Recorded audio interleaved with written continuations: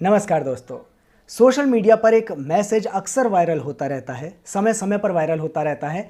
ये हिंदुओं को जगाने के लिए होता है मैसेज, और मुसलमानों के खिलाफ भयानक नफरत पैदा करने के लिए होता है। ये मैसेज किस तरह का होता है मैं आपको ज़रा पढ़कर ही सुना देता हूँ, क्योंकि आज ही सुबह सुबह ये मैसेज मेरे एक बड़े भाई, मेरे एक परिचित के माध्यम से फेसबुक के ज़रिए मेरे पास तक पहुँचा है। उन्होंने इस मैसेज को शेयर किया है, और ये मैसेज कौन लोग लिखते हैं, कैसे लिखते हैं, किस वजह से लिखते हैं, वो बात मैं बाद में करूंगा। पहले मैं मैसेज पढ़कर आपको सुना देता हूं। मैसेज है कि बच्चे बोल रहे हैं पाकिस्तान की राजधानी कहाँ है, तो दूसरा बच्चा बोलता है कि दिल्ली में है। टीचर बोलते हैं कि कैसे। बच्चा कहता है कि जब आप भारत की राजधानी दिल्ली में अगर कभी घूमने आएँ तब आपको पता चलेगा कि आप शाहजहां रोड से निकलकर अकबर रोड पर पहुंच जाएंगे, आगे जाकर बाबर रोड पर मुड़ जाएंगे, फिर हुमायूं रोड पर सीधा चले जाइएगा, गोल चक्कर मिलेगा जहां से आप तुगलक लेन में घुस जाएंगे, औरंगजेब रोड पर आगे बढ़िए, सफदरजंग रोड आ जाएगी, इसके बाद तुगलकाबाद एवं जामिया नगर होते हुए कुतुब मीनार तक जाइए, और जब इस सूफियाने माहौल में दम घुटने लगे तो सराय काले खां होते हुए निजामुद्दीन रेलवे स्टेशन से अपने शहर की रेलगाड़ी में बैठिए और घर वापस आ जाइए, और घर बैठकर सोचते रहिए कि दिल्ली भारत की राजधानी है या पाकिस्तान की। न महाराणा प्रताप, न वीर शिवाजी, न बाबू राजेंद्र प्रसाद, न वीर कुंवर सिंह, और न ही चंद्रगुप्त मौर्य या सम्राट अशोक। हमने लगभग सभी को भुला दिया है। बहुत ही महत्वपूर्ण मैसेज है, आंखें खोलिए और सोचिए सभी। तो इस तरह का ये मैसेज जब आया तो मैंने उन महानुभाव को, उन सज्जन को, उन भाई साहब को ये सोचा कि कोई जवाब दूं। मैंने जवाब दिया कि बहुत ही खलिहर, बहुत ही ख़राब मैसेज है, और जो लिखने वाला है इसका वो तो और भी गोबर बुद्धि का आदमी है। लेकिन भाई साहब इस बात पर क्रोधित हो गए। उन्होंने कहा, अरे ये क्या आप बात कह रहे हैं। तो उन्होंने मुझे जो जवाब दिया वो कहा, सर इसमें क्या सच नहीं है वो बताओ, और इनमें हिंदुओं के नाम क्यों नहीं हैं। क्या ये सब मुल्ला अपने दहेज में लाए थे या उनका बाप दादा यहाँ छोड़कर पाकिस्तान गए थे। तो इस तरह की बात उन्होंने जब लिखी तब मुझे लगा कि ये वीडियो बनाना बड़ा ज़रूरी है। वास्तव में उनके बाप दादा ही यहाँ पर छोड़कर गए थे। ये जितने भी मुग़लों के नाम आप याद कर लें, उन मुग़लों के दौर में जितनी तमाम चीज़ें इस देश के अंदर बनी, चाहे वो ताजमहल हो, चाहे वो मुग़ल गार्डन हो, चाहे वो हुमायूं का मकबरा हो, चाहे वो आगरा फोर्ट हो, चाहे वो फतेहपुर सीकरी हो, ये तमाम जगह हैं, ये जो तमाम मॉन्यूमेंट्स हैं, ये वाकई में उन्हीं लोगों के बाप दादाओं ने बनाए थे जिन लोगों की आप बात कर रहे हैं। और हाँ, आज नहीं बनाए थे, सैकड़ों साल पहले बनाए गए थे, और सैकड़ों सालों से भारत सरकार को रेवेन्यू जनरेट करके दे रहे हैं। अकेले ताजमहल की बात कीजिए तो जो पर्यटक ताजमहल पर आते हैं, उस ताजमहल की टिकट के बारे में एक आंकड़ा आया था सन 2019 में एक अखबार में, शायद टाइम्स ऑफ इंडिया में, कि पिछले 3 वर्ष के अंदर ताजमहल में टिकट ही टिकट से 200 करोड़ रुपए की आय हुई है। और इस पर ताजमहल पर कितना खर्चा हुआ इन 3 सालों में? मात्र 13 करोड़ रुपए का। तो कहने की बात यह है कि हाँ, वाकई में उन तमाम लोगों ने वो तमाम चीज़ें बनवाई, अपने अपने दौर में बनवाई। तमाम लोग शासक थे, सो बनवा कर चले गए, और उनकी बनाई हुई चीज़ों का लाभ आज भी हमारी सरकारों को मिलता है। सरकारों को जो पैसा आता है उस पैसे से आम जनता को भी नौकरियां मिलती हैं, काम धंधे मिलते हैं, वगैरह वगैरह बहुत सारी चीज़ें हैं जो कहने की हैं। लेकिन अब मैं एक दूसरी बात कहता हूँ। इस मैसेज में जो इन भाई साहब ने लिखा कि अशोक के नाम पर रोड नहीं है, कि फलां के नाम पर रोड नहीं है, तो मैं आपको गिना दूँ ज़रा कि पृथ्वीराज चौहान के नाम पर रोड है। कहाँ है?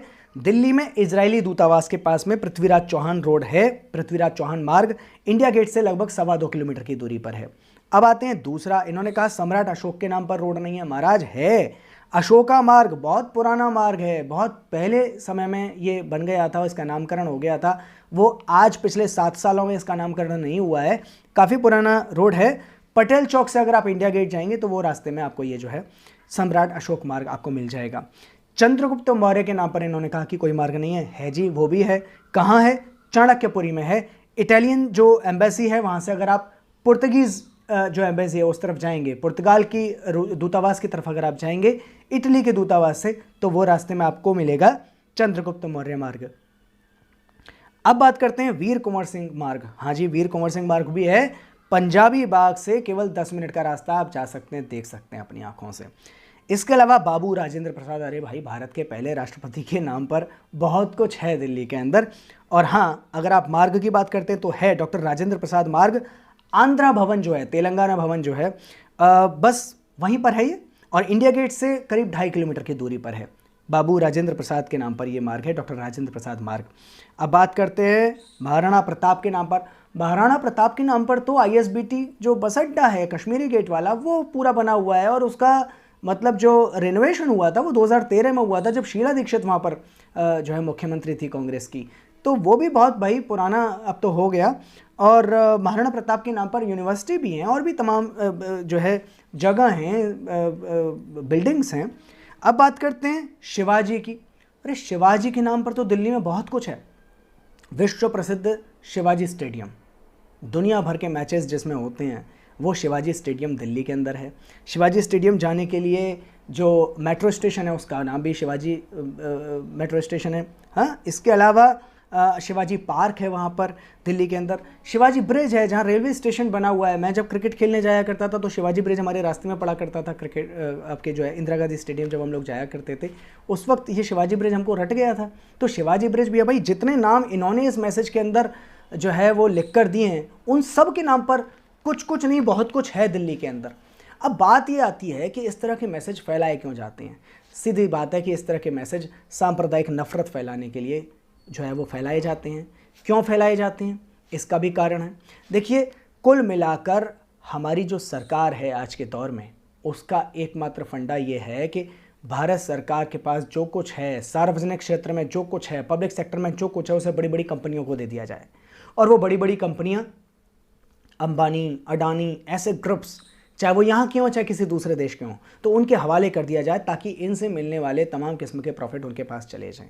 केवल हवाई अड्डों की बात नहीं, केवल रेलवे स्टेशन की बात नहीं, स्कूल, कॉलेज, हर सेक्टर में वो चाहते हैं कि बड़ी बड़ी कंपनियों का ही जो है वो एक मोनोपोली स्थापित हो जाए। और वो मोनोपोली स्थापित करवाने के लिए बड़े बड़े मंत्रियों को, बड़े बड़े नेताओं को कमीशन मिलती है भारी भारी। और वो कमीशन के चक्कर में ये सारे नेता चाहते हैं कि लोगों का ध्यान इन मुख्य मुद्दों से, इन जो मेन इश्यूज़ हैं उनसे हटकर ऐसी फालतू की चीज़ों में चला जाए जिनसे उनको कोई लेना देना नहीं है, बल्कि उनकी एकता का विखंडन ज़रूर होना है। तो अगर सांप्रदायिक नफरत फैलेगी तो लोगों के बीच में मनमुटाव बना रहेगा, शत्रुता रहेगी, और लोग अलग अलग रहेंगे। कभी जुड़कर इन मेन इश्यूज़ को लेकर कभी भी अपने मंत्रियों की खिंचाई नहीं कर पाएंगे, कभी भी अपनी सरकार नहीं बना पाएंगे। कुल मिलाकर यही मकसद होता है इस तरह के मैसेजेस का। आप लोग इन मैसेजेस से सावधान रहिए, अपनी अकल लड़ाइए। जिन लोगों ने दिल्ली में इन अलग अलग भारतीय शासकों और भारतीय हस्तियों के नाम के मार्ग नहीं देखे हैं, बिल्डिंग्स नहीं देखी हैं, वो जाकर देख आइए, अपनी दिमाग की चुल को शांत कर लीजिए।